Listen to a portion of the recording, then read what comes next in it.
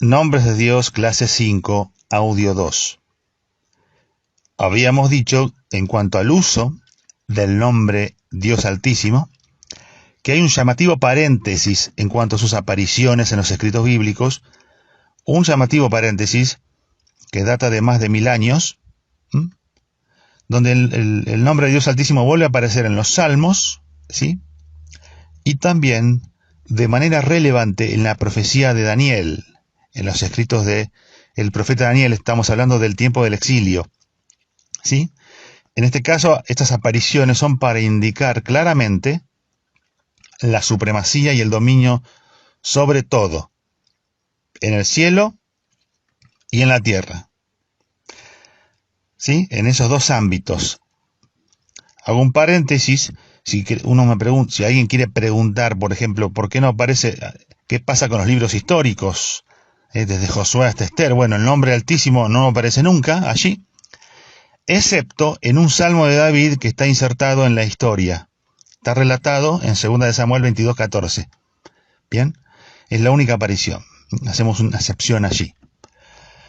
Bien, dijimos que el nombre de Dios Altísimo es utilizado por Daniel, en el escrito de Daniel y en los Salmos, para indicar supremacía y dominio sobre todo en el cielo y en la tierra. Entonces vamos a hacer unas menciones allí. En primer lugar, respecto de su uso, el nombre de Dios en cuanto a su uso en referencia a su dominio sobre o en el cielo, ¿sí?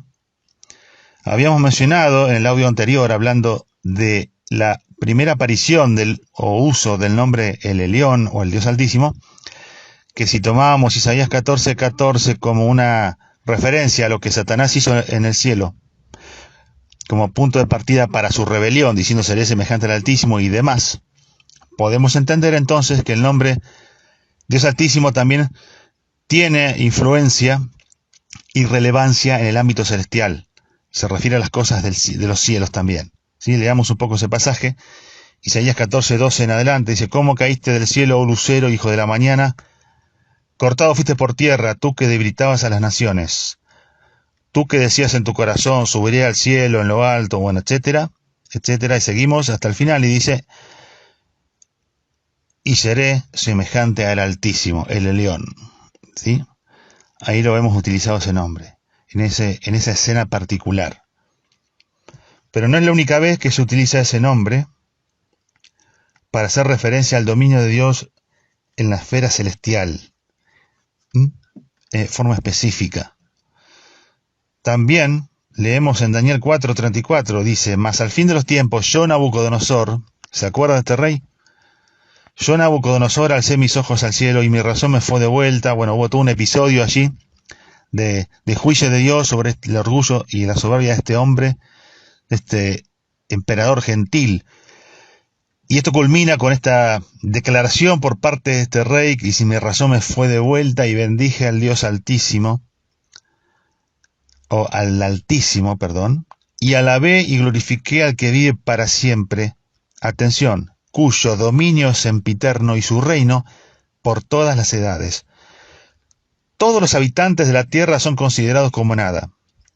Y él hace según su voluntad en el ejército del cielo y en los habitantes de la tierra, y no hay quien detenga su mano y le diga qué haces. Bien, interesante esta declaración.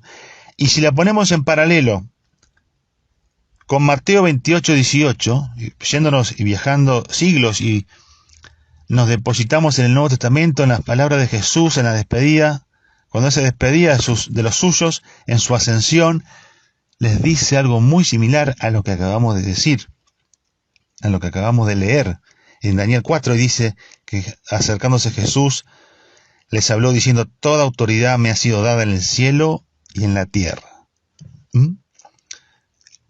Y empezamos a tener un vínculo estrecho entre la persona del Hijo y los nombres de Dios también. Empieza a haber cercanía en cuanto a sus características. Ahora, también hace referencia este nombre, el Altísimo, a los asuntos de los hombres, al ámbito terrenal, a lo que sucede en la tierra. Este nombre es utilizado, en particular, en el libro de Daniel, para consuelo de su pueblo. Dios tiene el control y es digno de nuestra lealtad y servicio. ¿Mm? Por ejemplo, Salmo 91:1. ¿Mm? El que habita el abrigo del Elión, el Altísimo, morará bajo la sombra del Omnipotente. Consuelo. Salmo 91:9. Porque has puesto a Jehová, he puesto a Jehová, que es mi esperanza, al Altísimo por tu habitación. Descanso, consuelo en el Elión. ¿Mm?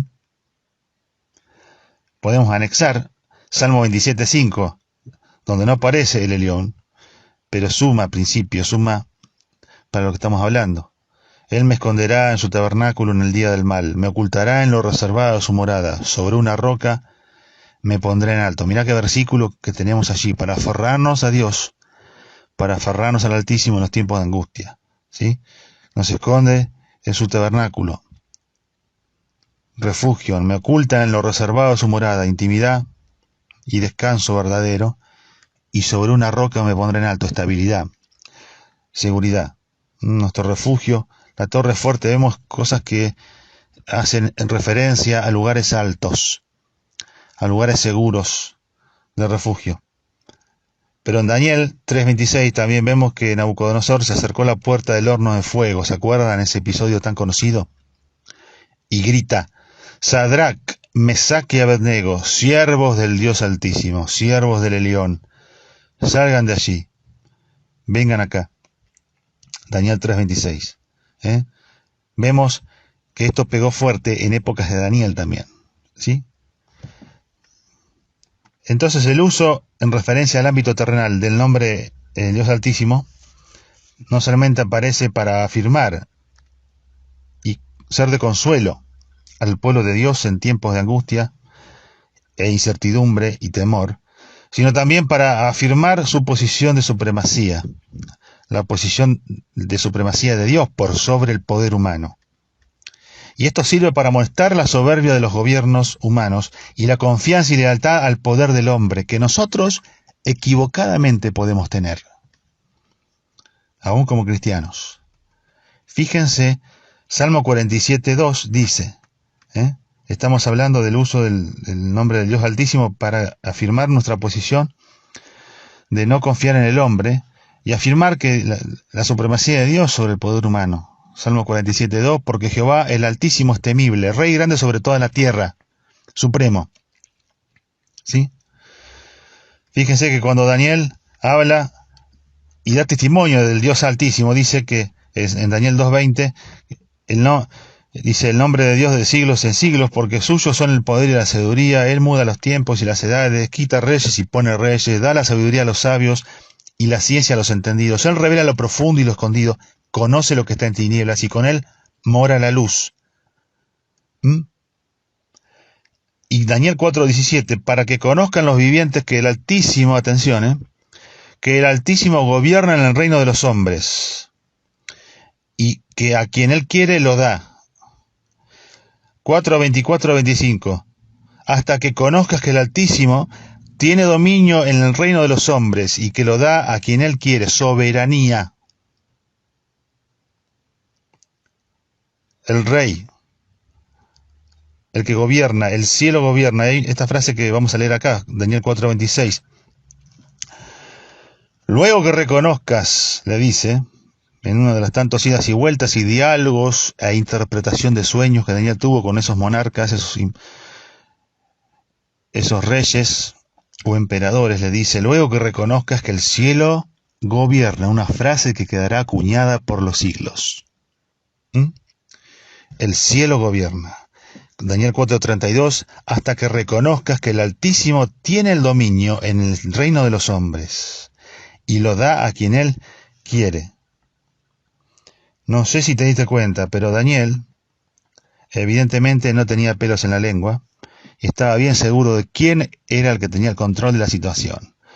Daniel y también los tres jóvenes, sus amigos, protagonistas de los primeros capítulos, son un ejemplo perfecto e intachable de cómo debemos comportarnos nosotros los cristianos cuando queremos honrar al Dios Altísimo, frente al poder político y en medio de una sociedad obsecuente y manejable por el gobierno de turno, ¿sí? Ni el miedo ni la conveniencia los hizo mover, ni un pelo de su lealtad al Dios vivo y verdadero, al Dios altísimo, a El Elyon. A pesar de que fueron engrandecidos y se les dieron muchos honores. Daniel 2, 48 al 49. El rey los engrandeció, les dio honores, grandes dones, les hizo gobernadores y demás. Tuvieron una gran posición, prestigio. Vinieron los tiempos buenos, se dio vuelta la situación. A pesar de eso, nunca lo vimos flaquear, ni vacilar a la hora de decir la verdad. Por ejemplo, la fidelidad de Dios, eso lo vemos en varios versículos. Pero la fidelidad a Dios los llevó por el camino de la prueba y también de la prosperidad y la victoria, mi querido hermano. Eso trajo reconocimiento, trajo beneficios, como dijimos recién. Pero esa condición de ventaja no fue un tropiezo, no fue un impedimento para que ellos dieran claro testimonio de su fe. Aún arriesgándose a perderlo todo, lo dieron y levantaron en alto el nombre del Señor. No lo dudaron. En Daniel 3:12, la gente decía de ellos, pero hay algunos judíos a quienes su majestad ha puesto al frente de la provincia de Babilonia, que no acatan sus órdenes, no adoran a los dioses de su majestad, ni a la estatua de oro, ni nada. Mirá el testimonio que ellos tenían, a pesar de ser privilegiados del poder.